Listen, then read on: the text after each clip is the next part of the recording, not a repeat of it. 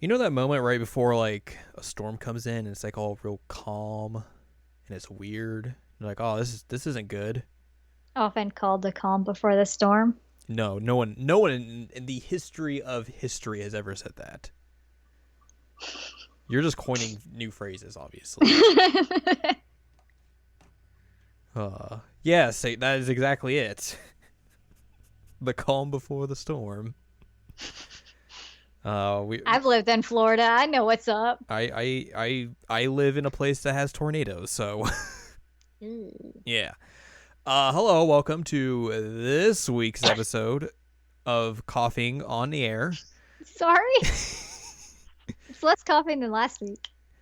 This is the seasonal anime checkup OVA. It's a podcast where we have conversations about video games, anime, manga. Hello, I'm Jared, joined as always by Doc Al and Ladium, Hello. here for our 99th episode. 99 Luftballoons. Yes, that. Wasn't that song again like a Tony Hawk game? Probably. That makes sense. Or like a ska Like, version of it. yes, probably. Uh, this is a podcast where we make predictions and then like 2 days later get them immediately wrong. Because that's the thing that happens. Man, that PlayStation Classic lineup came out and boy howdy. Ugh. They didn't put Symphony of the Night on there. Yeah, no. A few days after the fact where we were like, yo, they'll put that on there. They're dumb. I mean, they are dumb. I mean, yes. The lineup is horrible. It's not great. Like, It's not great. I mean, it's kind of neat that they're putting Revelations Persona on that thing. Yeah, Even though like it's more like, hey, Persona 5 was popular, so let's put a Persona game on there. right. And that game, like, I'm excited for people to experience that weirdness because that game is so bizarre with its localization and everything else. Mm-hmm. And also like it's a good accessible way to play that game, like that version of that game. Considering like when I bought that game a few years back to play it, I had to spend like $50 on it Yeah. just on the disc. No packaging, just the disc. So I can't wait for people to see weird CGI Philemon and be like, "What is this game?" They're gonna play it for like an hour and they'll be like, "This isn't Persona 5. I don't like this," Yeah, basically. and turn it off. Like, Persona 1's a fine game, but like if they really want to put like a good Persona game on there, like put Persona 2 Eternal Punishment on there. Yee. Still, the lineup is not good. Yeah. Yeah. So maybe we shouldn't make any predictions in this episode. Here's my prediction. Next week we are going to have episode 100. That's true. Just kidding. Now we just ruined it. Knock on wood. Oh no. Oh, well, today we're not talking about the PlayStation Classic. I just wanted to make mention of that because that immediately happened afterwards, and I was just like, of course. Yep. We're gonna talk about a game that we have kind of touched upon in previous episodes, just not in a full sense, like a full episode sense. We've kind of just briefly hit upon it in a grab bag and in the Game of the Year discussions. You recently played through Life is Strange. Mm-hmm. We talked about that. We talked about it. That was a few episodes back. Mm-hmm. More than a few, but it was some episodes back. It was recently. It was recently. Yeah, there you go. And then you finally got around to playing Before the Storm. Correct. Because it was cheap. It was cheap, and I was like, "Hey, you should buy this because it's cheap." And I did. And you did. This is we talked about this game last year when the first episode came out. Mm-hmm. And that was mostly just me talking about it. Correct, because I didn't know anything about it. It's true. And then I also discussed it. That was episode 40, by the way, if you want to go back and listen to that. We talked about it in the Game of the Year discussions as well, because I believe that was ranked on mine, so I kind of went through that game like very briefly. But since you just played it, Mm-hmm. there's no better time than the present to discuss that game. Deep dive. Deep dive into the pool of emotions. Yeah, no kidding. Whew. I have a box of tissues ready. Yeah. So you recently came off of Life is Strange, Mm-hmm. and this is the prequel. Mm-hmm. What did you think? So, you want just like general opinions? Sure. I'm happy that we got to learn more about Rachel and Chloe's relationship and how they got to know each other and what they kind of meant to each other to an extent. And get a little bit more inside of Chloe's head. Hmm. Um, I was a little confused by the whole like back talk mechanic and did poorly at it a few times. But I understand they're like, oh, we can't have her also have supernatural abilities, so we're just gonna make the fact that she's like a sassy teenage girl who likes to talk back to people a gameplay mechanic. So, it was fine. It was just a little weird to get used to. Yeah, it's definitely one of Um, like the big problems coming into that, or not problem, but like just differences coming into that game is that like the first game relies so much on like the supernatural element to it, mhm, and in this game it just has none of that because it doesn't make sense for it to have it. right, So like it's such a weird tonal shift in a way, and also just mechanically that like these are like this is just more straight up just an adventure game compared right. to Life is Strange 1, where it just has like all the time mechanics in it, to where like you can do a lot of different stuff with that, and this is like you don't really have those options. Yeah, it's different. I mean, I think it works. It was just I'm not good at it. I am not a sassy teenager who likes to talk back to people. It definitely like I struggled with those as well when I played through the game, so like I completely understand where you are coming from, and I think it helped more that like we could put two brains together on those and Yeah, get our way through those more so than like if it was just like, because like when I was by myself I was like, oh god, I gotta go, what do I do, pressure, pressure. And that yeah, was that like time goes really quickly. yeah, It was so stressful. it is very stressful, and just like it almost like makes you like forces you to mess up at times, and Yeah, having two people there definitely alleviates some of that, not all of it. not all of it. I know that you've touched on this before, and I am going to also touch on it, especially because people who listen to this podcast or know us at all know who I am and where I come from on this kind of thing. Um, the dub on this has issues. It does. There's some intense delivery and tone issues. That I was like in the middle of a situation. I'm like, oh God, that delivery was bad. And like you got to hear me say that a few Hmm. times.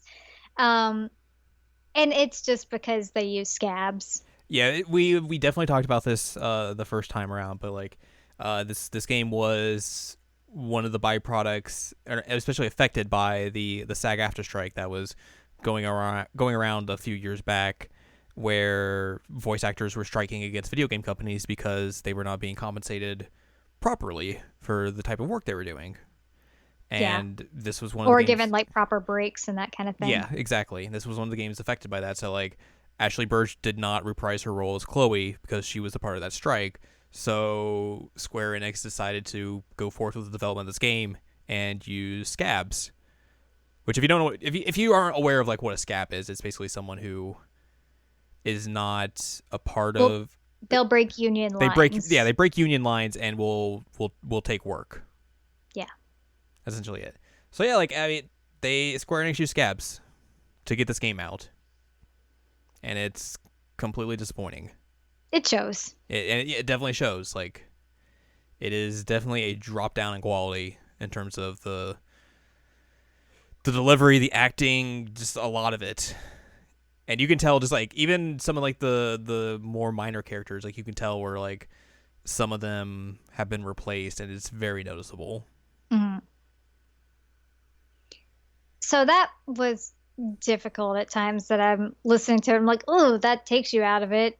And but I overall like it. It looks nice, it plays nice, and I like that we got some of this story on like how they met And it was an opportunity for us to actually get to know Rachel a bit more because we don't know a whole lot about her from the original Life is Strange. Like, we Right. know that she means a lot to Chloe, we know that she's missing, and then we eventually know that she dies. Spoiler alert. Um, but we don't know who she really is or like how she functioned as a person, how she was with other people, what her backstory was. We just know that she was like a thing and that Right. people loved her. So it was great that we got to like actually get more of who Rachel is. And I think this is what, 2 years before? Is that what we decided? Or is it 3 years? 2 or 3 years, I give or think it's take. three years. It's like 2010 and the game takes place in 2013. Yeah. Okay, so anyway, like early teen-ish Chloe and Rachel, as opposed to like 18 and 19-year-old versions. Let me ask you this, because Okay. you kind of touched upon this, where like it's more expanding upon Chloe and Rachel's relationship, like how they became friends and everything, and how they became like to mean so much to each other. Hmm. But Yeah. there's a lot of like things they add to the story for dramatic effect that you could say Hmm. that aren't addressed at all in the original Life is Strange, such as Like the fire. like the whole fire thing, Chloe's run in with that super duper shady drug dealer, everything Getting about Rachel's stabbed. parents and all that sort of stuff, that whole drama. Like all that stuff is just kind of never touched upon because maybe they just never, the original writers just never thought to include it or just didn't think of it. Yeah. Um, with all that being said, do you think those are good additions to the story? Like, is it too much like just super duper drama because Life is Strange 1 was full of drama and emotional elements that they had to kind of up the stakes here in some places and add in all this sort of stuff that is never touched upon? Or is it just like, this is something that could have happened and just never was around or never got around to being talked about in the original game? Personally, I feel like a lot of it shouldn't have been there or it didn't really matter. Like ultimately did the fire matter? No. Ultimately did Rachel getting stabbed matter? No. Um, it's just the whole thing with like Warren 2.0, did any of that matter? No. And so it's odd that like some of that was brought up and then like never addressed, but like you said, it's a different development team too. So maybe it was just like, oh, we have to make like some big emotional moments and scares and that kind of thing. And Like the I whole don't, the whole Rachel getting stabbed almost seemed like it was a bait and switch of like, oh, maybe she's gonna die. They're gonna like make her die here or something. right. But it's like, no, of course not. Like that would make no sense. I guess in a way, this kind of ties into the ultimate question of like, with prequels and all that sort of stuff in general, and it's that is, should this exist? I think that yeah, it should exist. I'm fine with it existing. I just think that some of it could have like not been there Right. and it would have still had the same impact because really what we were there for and what we cared about was Chloe and Rachel and figuring out like their relationship. Do you think as well, like a lot of that extra added drama and all that sort of stuff is a byproduct of those episodes being a lot longer than you anticipate? Like, do you think those episodes are bloated? Um, Like, obviously it's 3 episodes, so like they kind of have to. They're gonna be a lot. They're gonna be longer than the regular run of original Life is Strange episodes are. right. But I feel like going kind of back through that with you, there were times where those episodes kind of dragged in a way Yeah. that I don't think Life is Strange really did. Yeah, I never got that sense from Life is Strange. And like I said, I just think there are parts that shouldn't have really existed. Mm-hmm. Um, like I was just talking about Warren 2.0, which I can't remember his name, but like Elliot Elliot, with one L. why did any of that really need to happen in the office?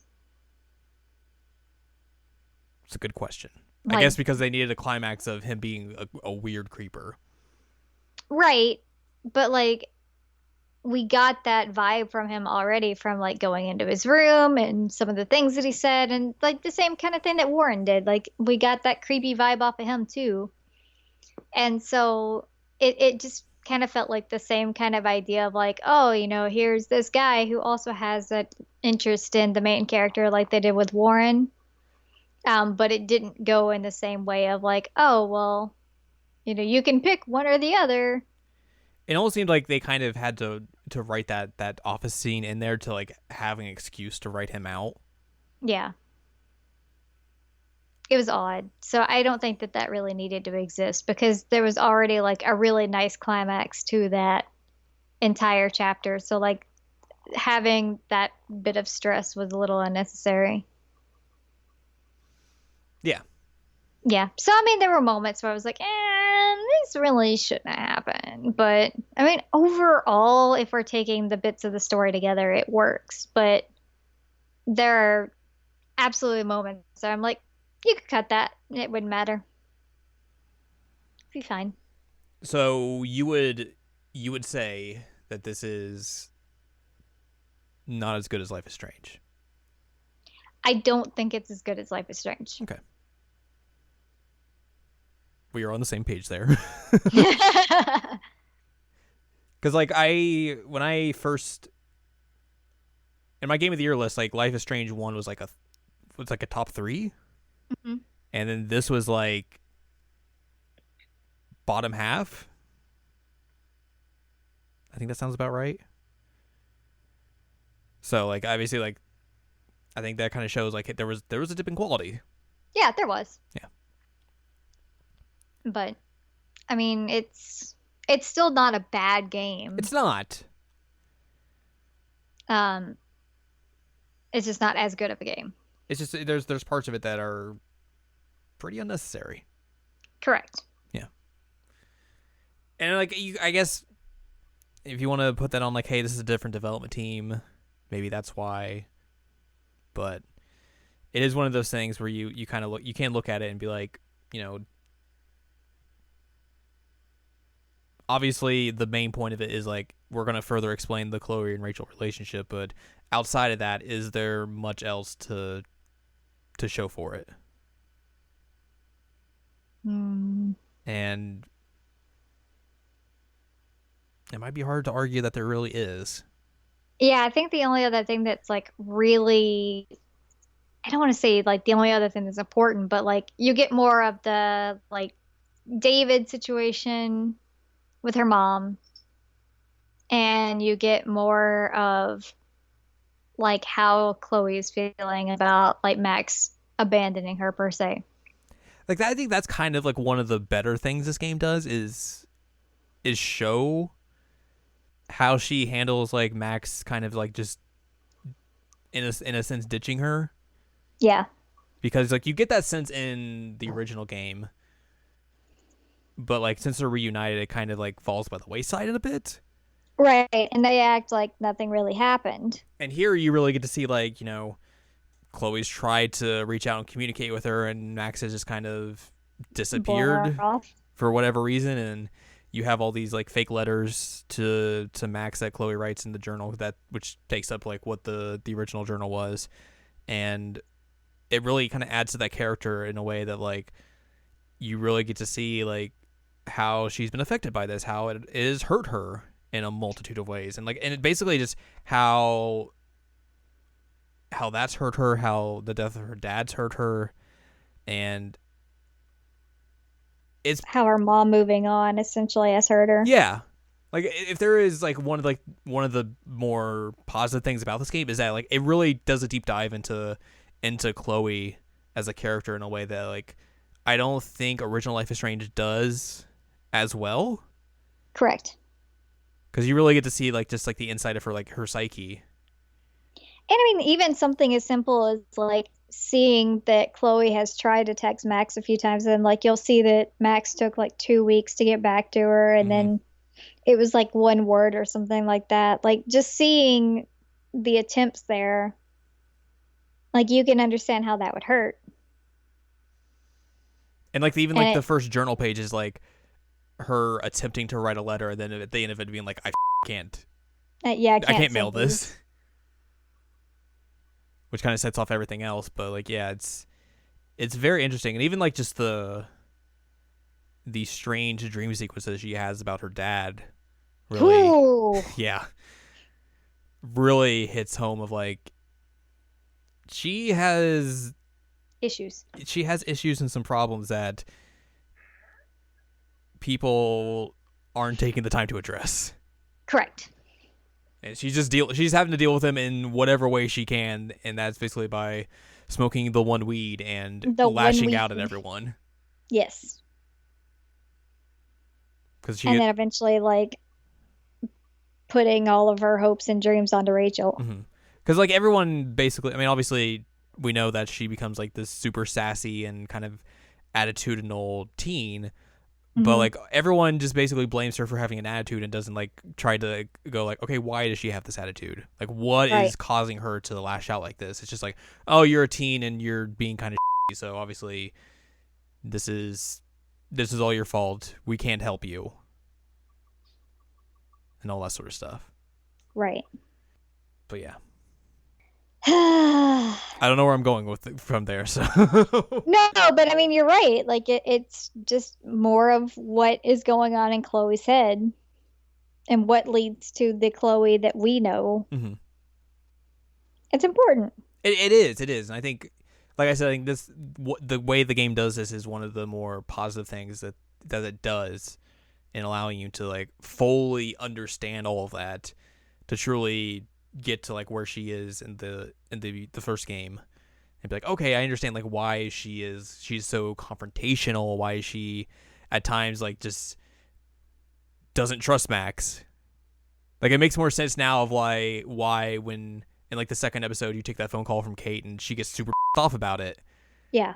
because she's like, oh well, she's gonna abandon me again, or something like that. She has like, because she has such deep rooted trust issues and all of that. So it really does a good job of contextualizing her as a character. Yeah. I agree. I still think that Chloe's a little insufferable in Life is Strange normally, but That's fair. That's a I common complaint. understand more of why she is like the way she is. Right. Um, but I mean, it makes sense because we've seen here, you know, she feels like her dad left her, which I mean, he didn't really have a choice, but she feels that way. She feels like her mom is picking David over her. She feels like Max picked her Seattle friends over her. Like it's kind of a common thing with her is that people choose somebody else besides her. And when Rachel comes along and chooses her, she's like, it's like Rachel's her savior. And then Rachel chooses other And people. then Rachel chooses other people and dies, Yeah. which Yikes. just breaks her even more. Right. Does not help. No.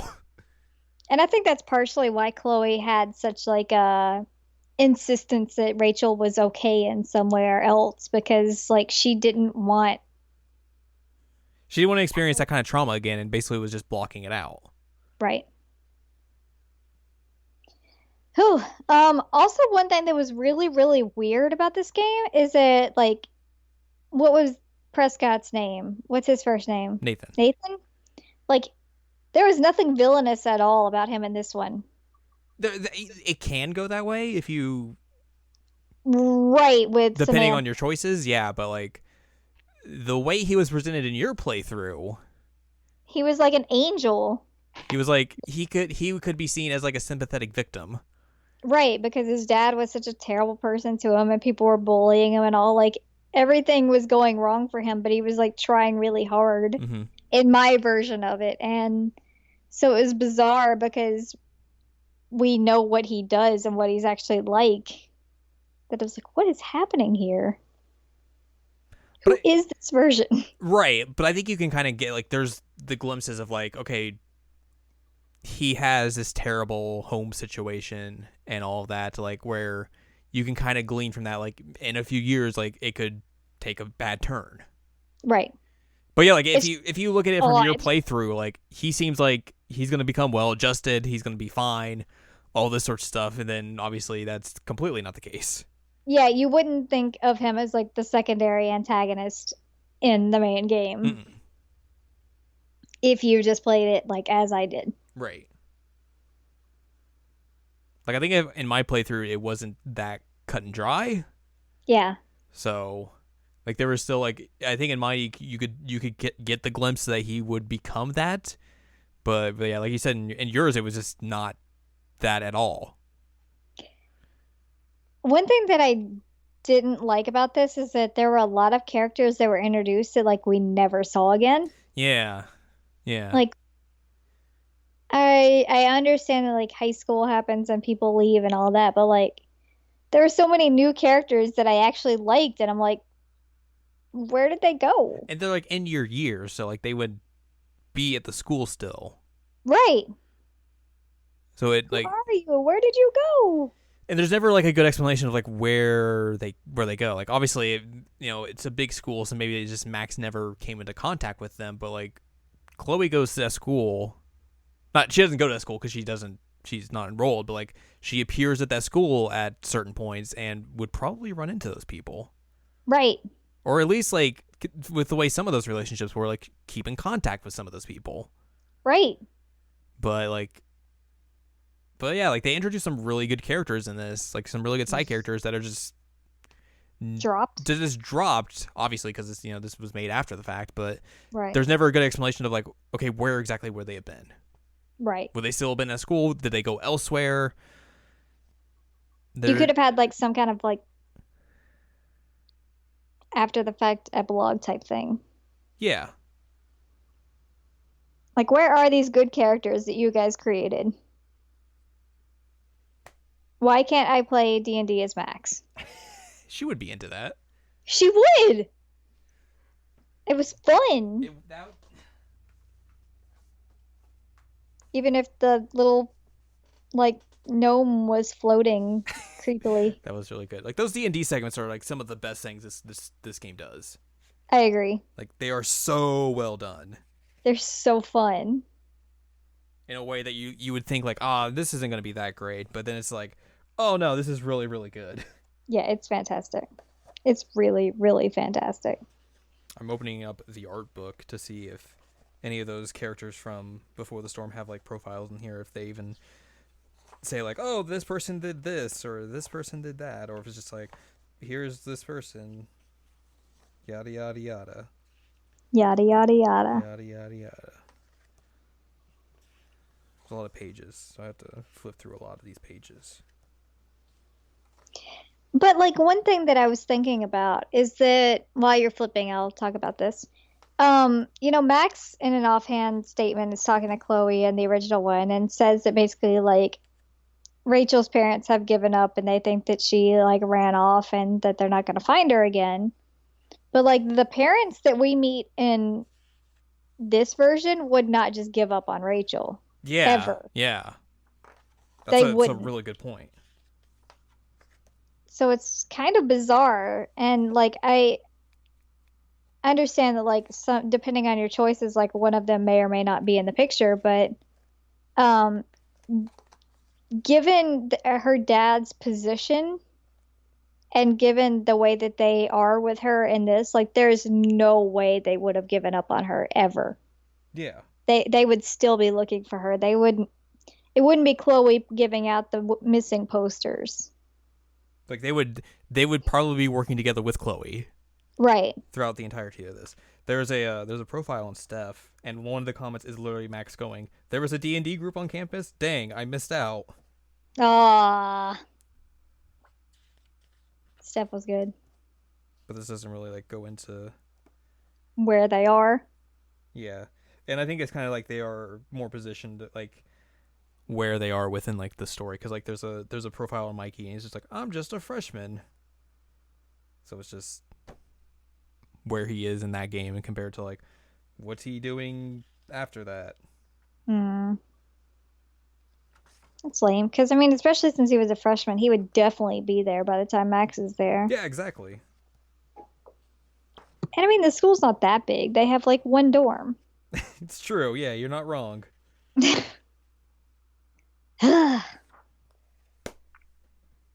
make me like people and then take them away from me. How dare they? It's very rude. It is. Got to put this slipcover back on the book. It's very important. It is.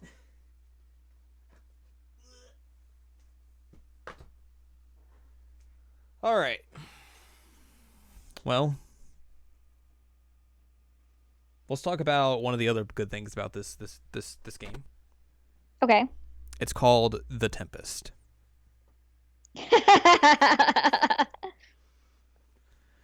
The Tempest is amazing in this. It really is. It's so funny. Like, just the idea of having an adventure game where you have to go on stage and perform in a play is really good, but also that it's just The Tempest is also just fantastic. It's really good. It really is. And so like you have all this lead up to like the Tempest is going to be performed, and like you have choices in the second chapter of whether or not Rachel can perform in the Tempest as her role, and um Chloe ends up in it, and it's genius. Because the entire time she's like, I don't know if I really want to go to that. It sounds kind of dumb. Like, why would I even want to even see that? And then Rachel's like, just coming out and watch. It's fine. And then she shows up backstage before the show to hang out with Rachel for a bit. And then like one of the castmates can't come because the fire has blocked off some of the roads, so she's gonna be late. And they need someone to play Ariel. And and the drama teacher's like, oh god, we're boned. And then Rachel's like, I know someone who could play. The costume's a good fit. Chloe's just like, no. So you have to you get fitted for the costume. You have to look at the script and read it and memorize it to know what lines to say right, where to go on stage, where to hit your marks and everything. It's so well done. It's so cool. Although at one point I was like, I want to look at stuff, and you're like, no, not the time. There's a time and a place for looking at stuff. This is not it. I figure you might have been able to go around and look at stuff, but I figure it would probably yell at you, be like, what are you doing? This isn't where you're supposed to be. You're supposed to be in the play. Do it right. Yeah, jeez. Shakespeare. Gosh. Super serious. Super serious.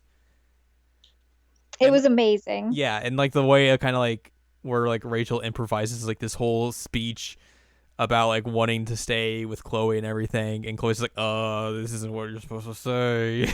Yeah, it's basically this giant proposal. And on stage. Yeah, and me and you're just sitting back Shakespeare would like this. He would like this weird improv thing that happens in the middle of his play. Oh, he would love it. He'd be all about that. Yeah, that makes sense. Yep. He would be the one in the crowd yelling, say yes. He would. He would. It's also kind of weird, though, that there's only 5 parts. Yeah. Of that play. So you have Miranda, you have Prospero, you have Ferdinand, Caliban, and Ariel. That's it. Yep, that's it. That's not even close to even the entirety of that cast. But I mean, obviously, you play out one scene from it, and even then, it's a part of a scene, so you're not acting out the entire play, because that would literally take an entire episode. But I would have been okay with that. It was fantastic, though. It was something that I've never experienced in a game before, and would like to experience again. We talked about how they should have typecast the stoner dudes to be the drunk dudes who follow Caliban around. Yeah. That would have been perfect. It would have. We need an adventure game where you just get to act out Shakespeare plays and make them weird. That'd be hilarious. Modern reinterpretations. Oh my god. I mean, there's a game coming out sometime. There's no release date, but I think we've talked about this before, bro. It's Hamlet, but it has Majora's Mask time travel mechanics to it. Yep. So that's real cool. It's Make an more Shakespeare interesting games. idea. Yeah. But basically, like between the D&D sessions and the Tempest and this, like it was a lot of fun that you don't usually get in games. It was awesome. Right. Some intense nerdery happening. Some intense nerdery happening. Like I think even that second game of D&D is probably like the best one Oh, I agree. I'm because it sad you gets missed it so on your wild. playthrough. I'm so mad I missed it It's really good. because you get like E- Drew gets in on it. And he's like, "Yeah, I'm gonna be this dwarf bard," This arrogant dwarf bard. and all of your options are like, one option is always just like throw the bard somewhere, Use the stand bard behind the as a bard, use shield. them as a shield. Throw the bard in front of the arrows. It's real good. It's real good. But then the bard just floats over Mikey for a while. That was also real good. That's hilarious. Not supposed to happen, but just real good. No. Oh, she like moves the D&D board away on the like food tray, and for some reason the bard just didn't go with it. God. But I love that Drew got in on it because he's like, you know what, this is something my little brother likes, and I'm interested to see what it's about. And Especially like, because you started that game off with him getting real mad at you, and by the end of it, he's like, "Yeah, we're cool." yeah, like I did something at the beginning that he hated me, and then like he hated me even more later, and I'm like, oh God, I'm never gonna get along with this dude. And then the D&D session happened, and he liked me, and I was like, yay, this is great. Best case scenario. You didn't ruin his football career either. Good job. I couldn't do it. I really couldn't. I knew that that was going to happen if he got injured, and I was like, I can't do that to him. It means the world to him. Mm-hmm. Like Mikey can recover his arm, and like it won't hurt his D&D career. But He can still throw dice with his left hand. right, but like Drew, that was his life, and that was like what he needed for income and all that. He was on a scholarship. Oh. What? It's a funny joke because college athletes aren't technically paid, but they're No, but technically I meant like paid. the scholarship and all Yeah, that kind of stuff. Like he wasn't going to get to school if he didn't have that scholarship. and he's gonna make some money because he's gonna be a quarterback playing at a decent level school. So he's going to be fine. And that's what his family needed. Yeah. So it was a hard decision, but I just couldn't let him in that career. You did the right thing. It was so hard. It was hard. It was one of the harder ones I had to make. Yeah, it's very stressful. We sat there for a few minutes with me trying to figure out which one I was going to do. Like asking you what you did. I had a harder time with that one than I did the final decision, honestly. Let's talk about the final decision. All right, yeah, because we picked something entirely different. We did. So essentially, the final decision revolves around this woman that kind of just shows up out of the blue. You see her and Rachel's dad make out at one point in the first episode. Rachel's like, "Oh God, my dad's a terrible person." I mean, he kind of is, burns but down a forest. burns down a forest, and then like at the end of episode 2, you confront the parents about it, and he's like, "Oh hey, that's your actual mother."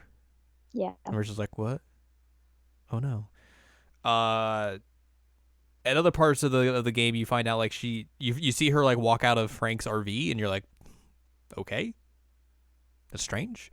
And then you in episode 3, you go to confront or you go to talk to Frank about her, like, because you call him like, hey, can you give us some information about this? And he's like, yeah, fine. And then he shows up with the crazy guy Damon, who's just like super sketch. Yeah, mega sketch. Mega sketch. And he's like, why are you asking around my business? Get out of here, kids. I got a knife. I got a knife. And that's where he stabs Rachel and everything because she bonks him on the head with a wooden 2x4. All that sort of stuff. It's bad stuff happens all around. But, like, eventually you find out that, like, Rachel's dad had been trying to keep Sarah, her mother. Sarah away from her. And then Sarah was like, I'm going to get an attorney and make this not happen. You're going to let me see my daughter. So it gets like legal issues and everything. And then her dad's like, what if I hire Damon to make you go away in a super sketch way?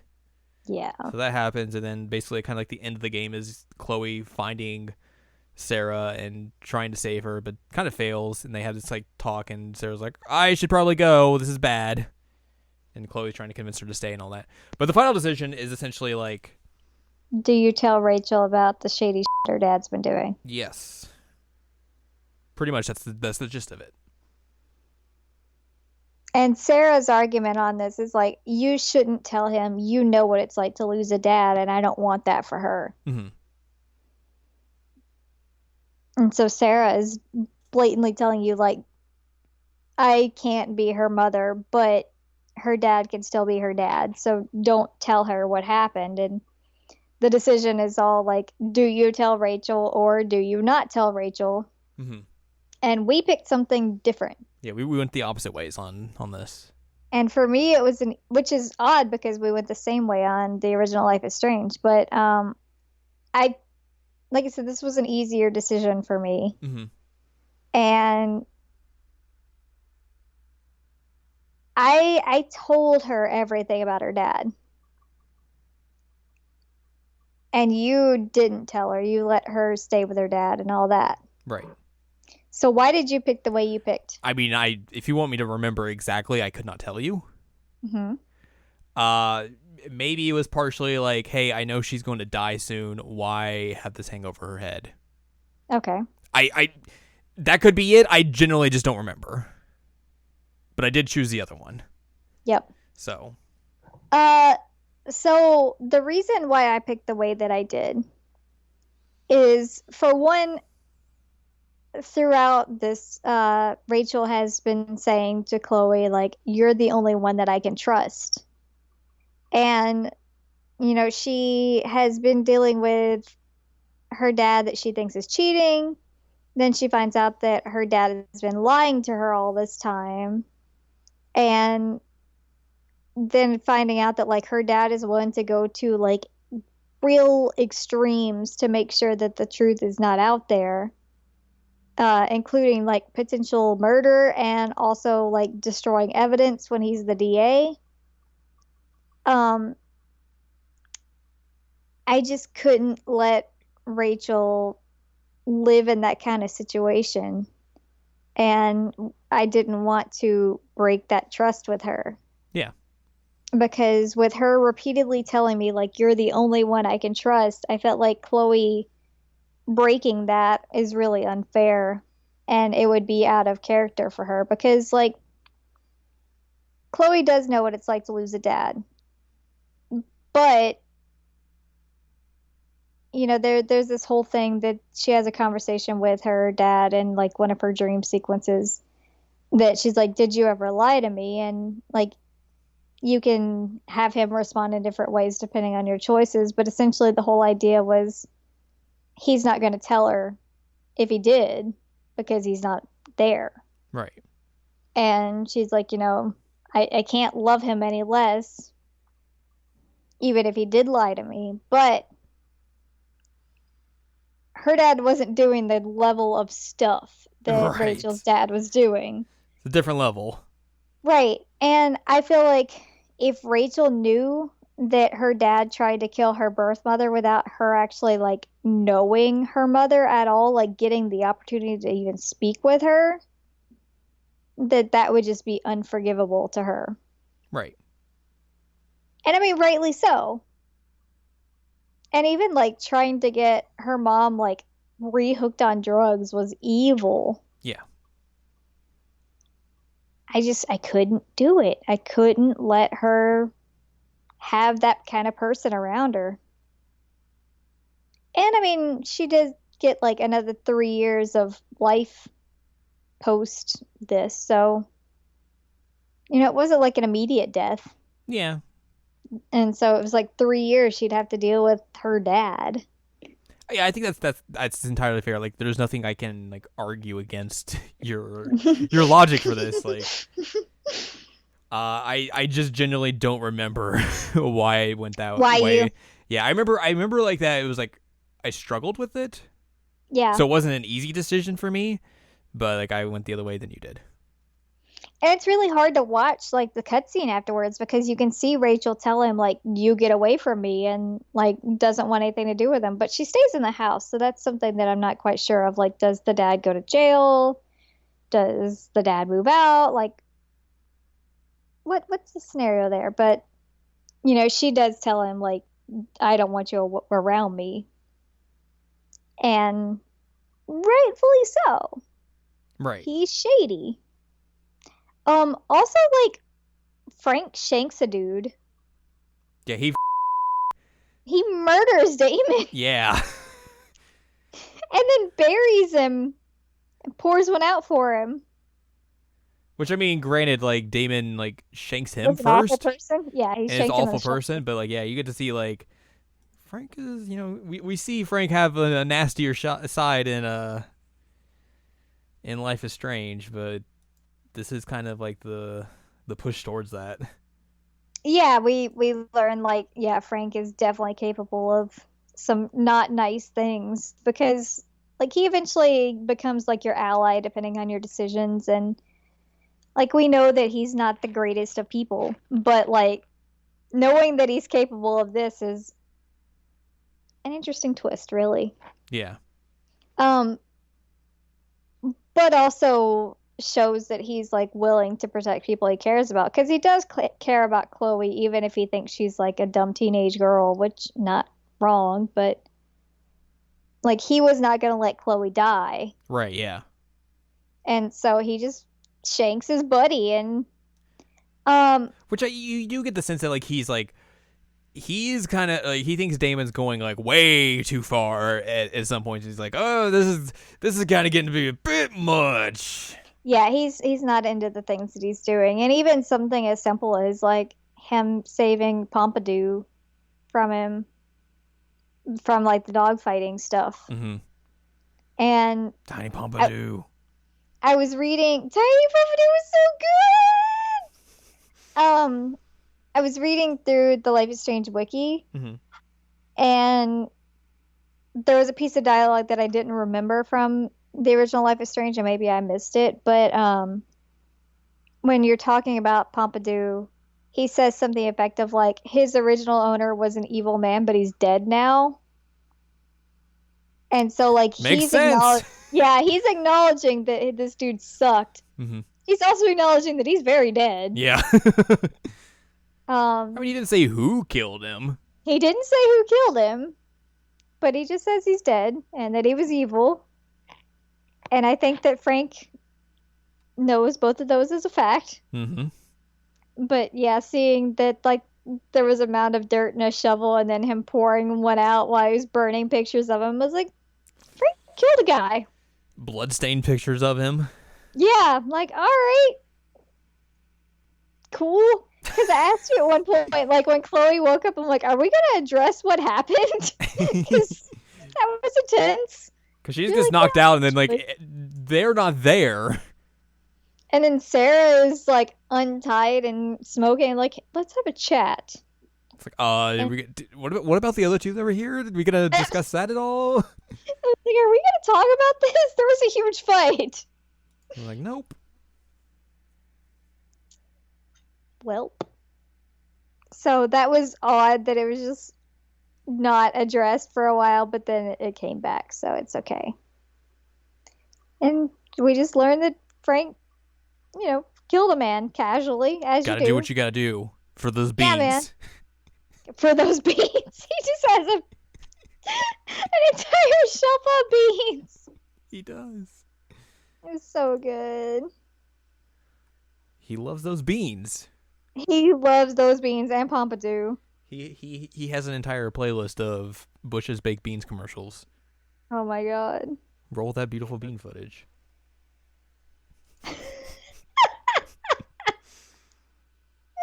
Oh my god. Can we make Pompidou the new Bush's Baked Beans dog? Yes. Okay. I'm glad we could Uh, come to this understanding.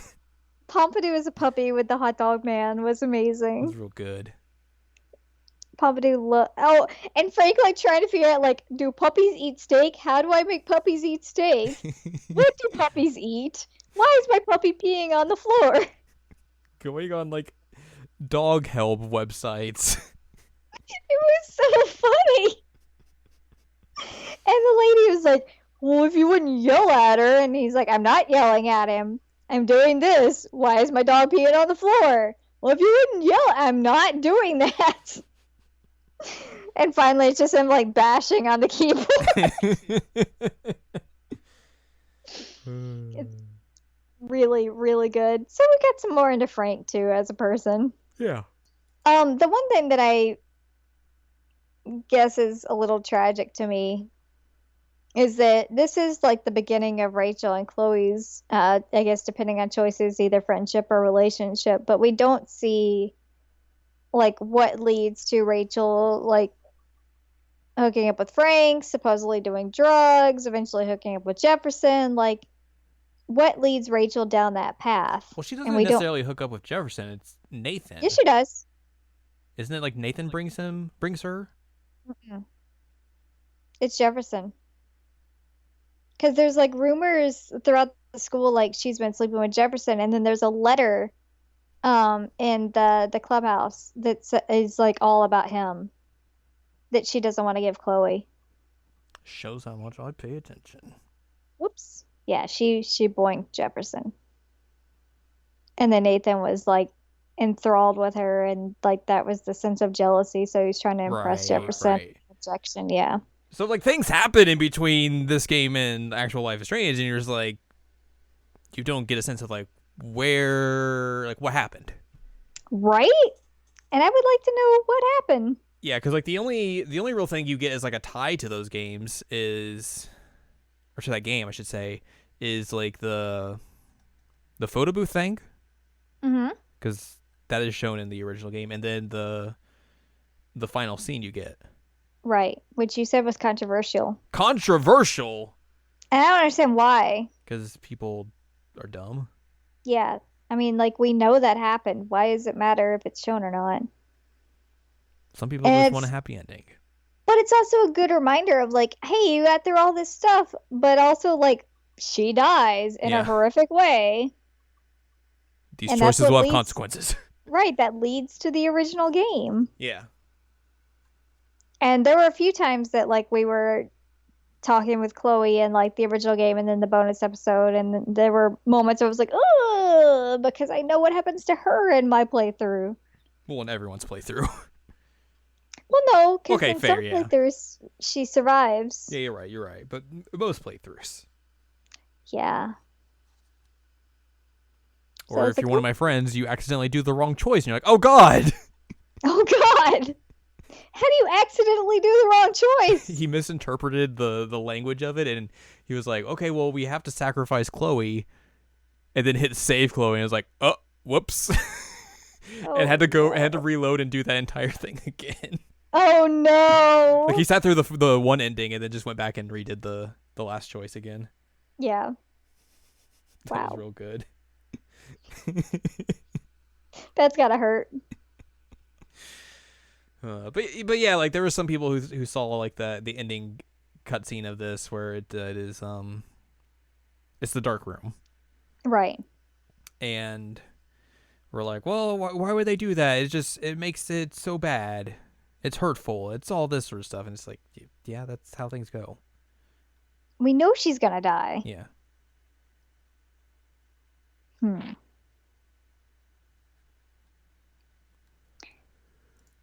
Also, I got smooches and you didn't. It's true. I got straight up smooches. I got a bracelet.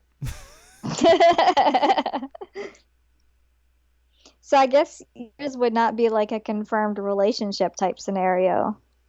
I think it was kind of there. Like it was like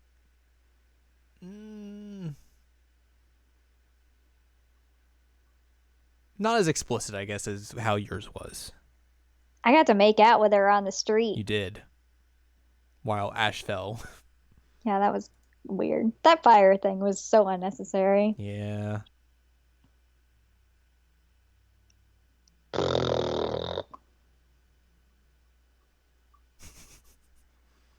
That's what I think about that. Fire. Done. I don't like fire. But also it just narratively was nonsensical. Also dumb. I have something I was gonna say. What were you gonna say? Oh, one, the dad flashbacks were really hard, but two, they were weird-ish. They start off as like kind of normal ish. And then by the time you get to like episodes 2 and 3, they just go off the rails. Like him on the stage during the Tempest play and then like getting hit by the car. Mm-hmm. I was like, what is happening? And then like the thing with like the bird pecking at his face and it's burned, and I'm like, ah! They get real messed up real quick. Yeah.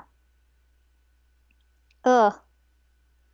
It was hard. It was hard to deal with. That was, because that was one of the things I had like warned you about. I was like, so these things are in there, but they get like they start, the first one's kind of normal, then they just get progressively weirder and weirder, and it's upsetting in some ways. Yeah. Well, and like her sleeping in the car was also very upsetting. Yeah. So upsetting you yawned. I got like 5 hours of sleep last night. Don't blame me. It's fine. But it was really, really hard to deal with like her finding the car and all that. Mm-hmm.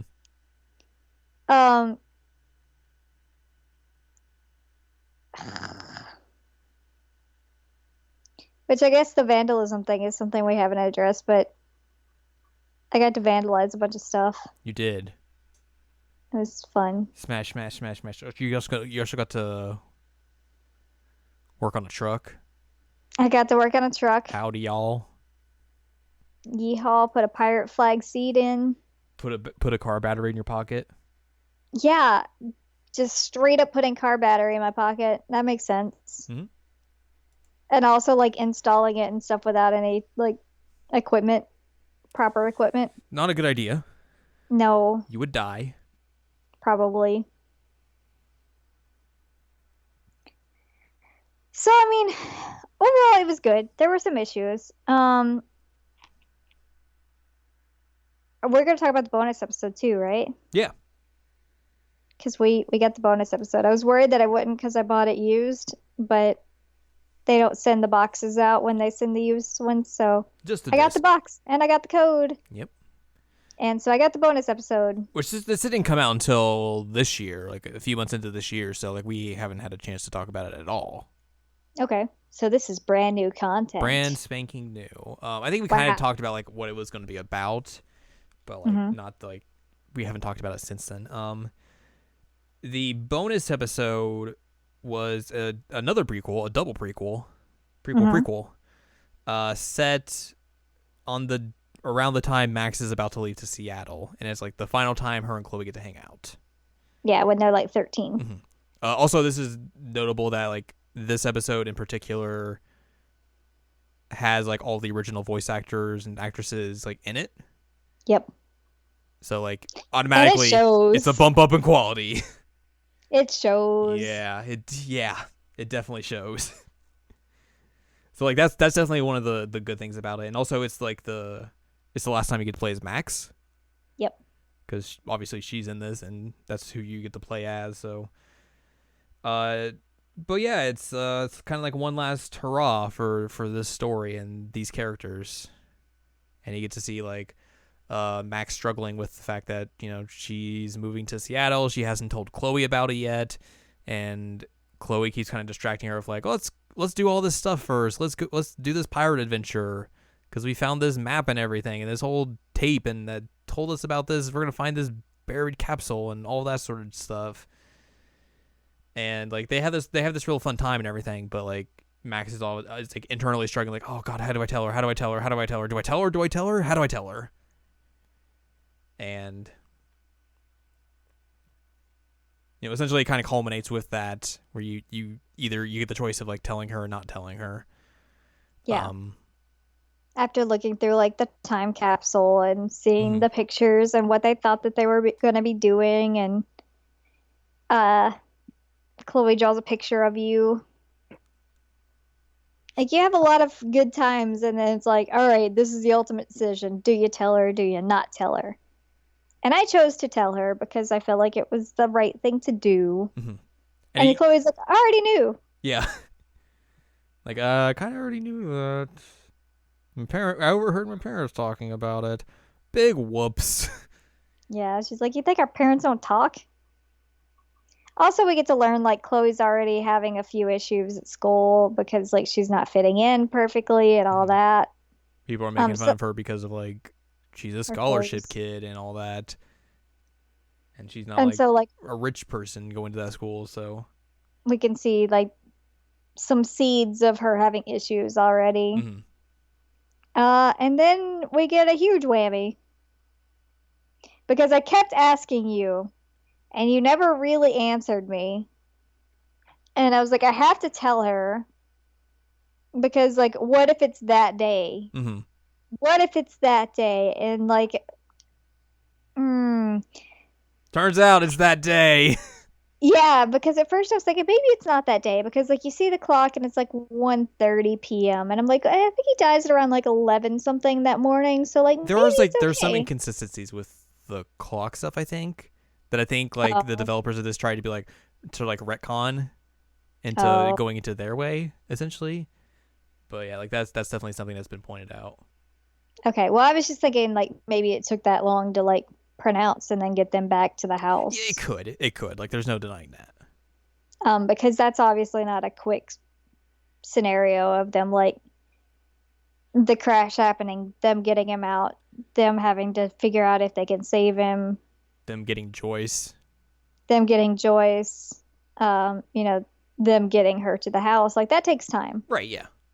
So it is possible that it's still consistent, but True. I kept thinking when I looked at the clock, I'm like, maybe it's not that day. Maybe it's not that day. Maybe it's okay. But then I was thinking, if it is that day, I can't just like leave it like that. So I told her, and then the door opens and there's Joyce and there's some cops. And I'm like, it is that You're like, day. oh, It is that day. And like it's in terms of like sound design, the way that they pulled this off was really fantastic to me because the sound kind of like cuts in terms of the like speaking, hmm, but you can still read what Chloe's saying with her mouth, and she's like saying like dad and then no and that kind of stuff. hmm. And so you can get like the emotion there without the actual voices. And oh man, like we have the friggin' cemetery scene where Max is like driving away with all their stuff. Like she's moving that Yeah. day. Ugh. And then you told me that like if you don't tell her that she finds out via the tape that's in her room from Max. Yeah, so, like, after the funeral and everything, like, Chloe goes back home and she sees, like, there's a tape in the tape player, and it's just like, It says I'm sorry on yeah. it. And essentially, with the way you went, where if you tell her before, she basically just like she makes this tape to try and like help Chloe, like just try and console her, knowing that she's not going to be there. And she's like, hey, it's look, I'm sorry, like I hate that I have to leave now, but like I know it's when you need me the yeah, most. but like we'll stay in touch, we'll write, we'll call each other, like it's gonna be fine, like we're not gonna like just completely fall apart, which obviously is we know that does happen. Yeah. But the other scenario, if you don't tell her, is that like she tells her on the tape. It's like, sorry, I Ugh. had to go to. I forgot to tell you. I wanted to tell you, but I just couldn't. But we're going to Seattle. All right. Sorry. Ugh. Just That's rough. rough. Yeah, that's really rough. And you already see like tensions between Chloe and Joyce at the funeral as well, because Joyce like goes to Chloe and tries to hug her, and like Chloe pulls away, and then Joyce breaks down. Hmm. And so like you can start seeing these issues that Chloe has in both Before the Storm and then eventually the actual game, that like you can see where they're starting here. Mm-hmm. It was a hard game for me to play. Especially that last episode, because like you kind of go into it thinking like, oh, this is just gonna be a fun, joyous romp, like, you know, one last ride type of thing, and then Yar. it does the Life is Strange thing where it's like, well, about that. How about if we make you sad instead? Yeah. And they did. Mm-hmm. They made me sad. Congratulations, guys. Both those games ended in a funeral, so to say. Yeah, you're right.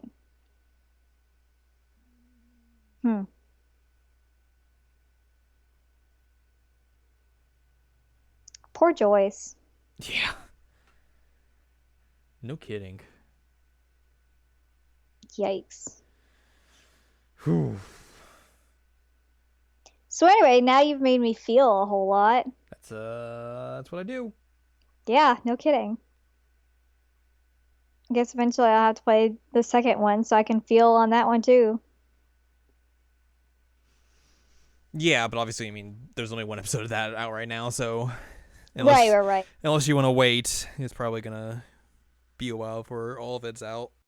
Yeah, I figured. But yeah, you're basically all caught up now.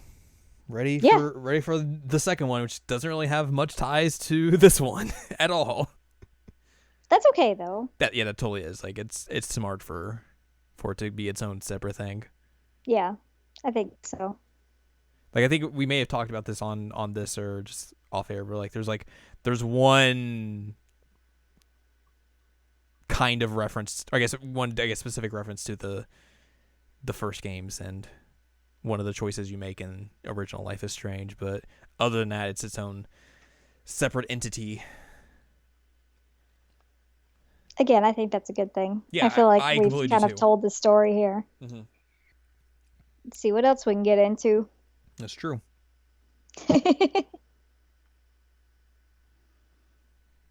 But we have witnessed the calm before the storm, which really wasn't a calm.